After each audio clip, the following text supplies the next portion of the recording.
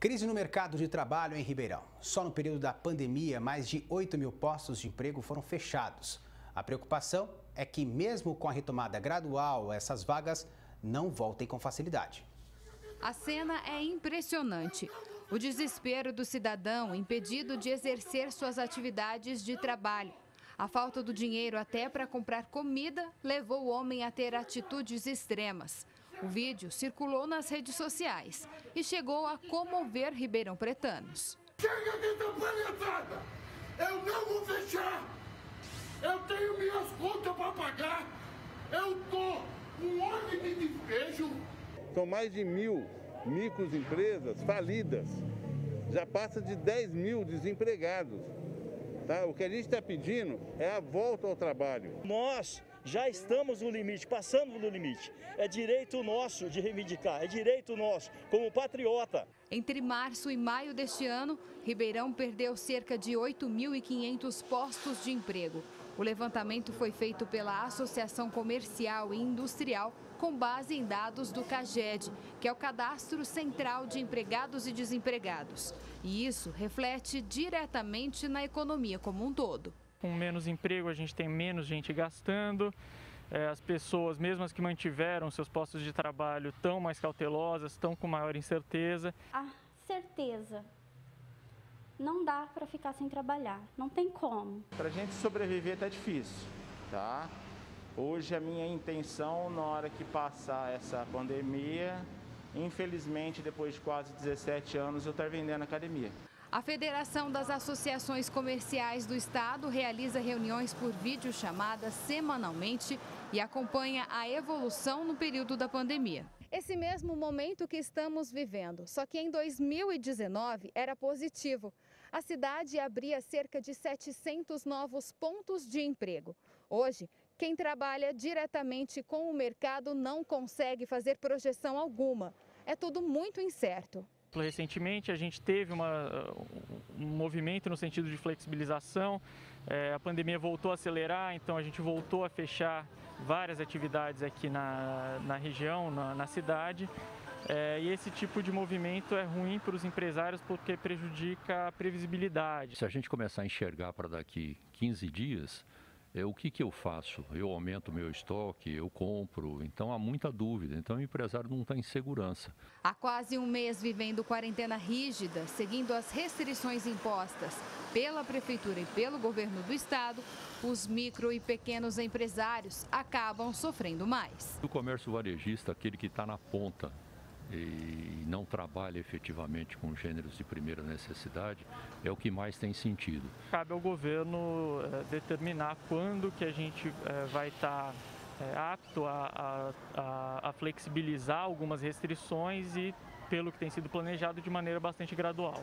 O movimento não tem ajudado uma série de segmentos que não conseguem mais manter as atividades e pedem socorro em uma união de políticas públicas entre os poderes municipal, estadual e federal para que as perdas sejam amenizadas. A intenção deles era bem favorável no sentido de proteger pequenos e médios empresários nesse período mais complicado, de proteger os empregos, principalmente nesse período de maiores restrições.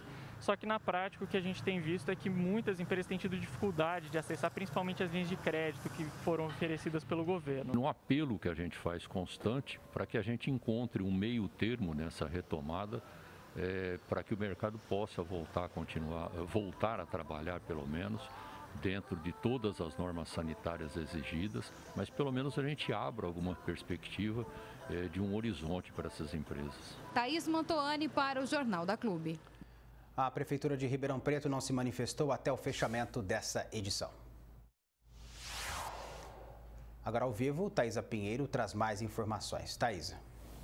Rafael, infelizmente a gente viu aí que a situação é crítica e pode piorar, né, se não for revista as medidas que são aplicadas. E por isso a gente vai conversar um pouquinho agora com o professor de administração, Rodrigo Lemes. Rodrigo, esse número de 8.500 postos de emprego fechados já era algo previsto ou chega a impressionar? Boa tarde para você. Boa tarde. Impressiona porque ganhou velocidade agora. Então, a gente também costuma analisar mais o saldo, né? O saldo ou de crescimento ou de decréscimo da quantidade de empregos. Então, de janeiro até abril, Ribeirão Preto tinha um saldo negativo de 5 mil empregos, Franca também com um número bastante representativo, quase 3 mil, só que agora começa a acelerar. Então, empresas que estavam consumindo seus últimos recursos, vendendo alguns ativos também para tentar suas operações, provavelmente não estão mais conseguindo e estão acelerando as dispensas, né, as demissões. Isso é muito negativo para a economia local, sim. E qual o impacto dessa onda de desemprego aqui para Ribeirão Preto? O problema é que para voltar demora muito. Então, quanto mais robusto fica esse movimento de demissões, de fechamento de postos de trabalho, mais demora para retomar. Você vai se aproximando daquilo que se chama desemprego estrutural. Fica prejudicado a atividade industrial, a atividade comercial. E para essas pessoas voltarem, elas precisam que as empresas estejam em ritmo de crescimento também, porque só assim elas contratariam. Também tem uma questão de subemprego. Quem perde o trabalho agora vai tentar se virar, fazer algum bico de alguma forma. Então vai deteriorando a qualidade do serviço, dos produtos. É um aspecto bastante negativo esse. E é da responsabilidade da administração pública gerenciar esse período e buscar alternativas? Eu tenho dito o seguinte: cada vez que a gente entrega as nossas vidas, as nossas decisões, a economia da nossa cidade, todos os nossos projetos, para que alguém cuide deles, a gente está terceirizando essa responsabilidade. A sociedade deveria se posicionar de uma maneira melhor, no meu entendimento, para poder cobrar melhor, para poder tomar melhor as decisões, confiar no senso comum. Nós não somos seres que estão fora da sociedade. Os empresários, mesma coisa. A gente está perdendo emprego, a gente está vendo o número de mortos oscilarem e as respostas não estão vindo com qualidade. Então, inverter, trazer a responsabilidade para o nosso lado. E, Rodrigo, na sua opinião, a quarentena poderia ser melhor administrada com estratégias que não prejudicassem tanto a estrutura econômica?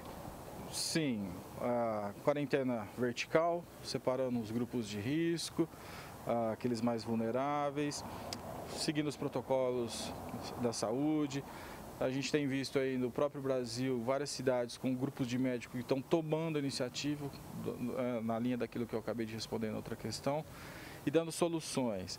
Então, a quarentena poderia ter sido gerenciada de uma forma melhor e a gente poderia estar usando vantagens das nossas cidades. Por exemplo, Ribeirão Preto é um lugar que é propício à inovação, existe centro de estudo, centro de pesquisa, e a gente poderia estar gerando novas soluções, mais tecnologia para poder facilitar a vida da sociedade e nossa como empregados, de uma forma geral.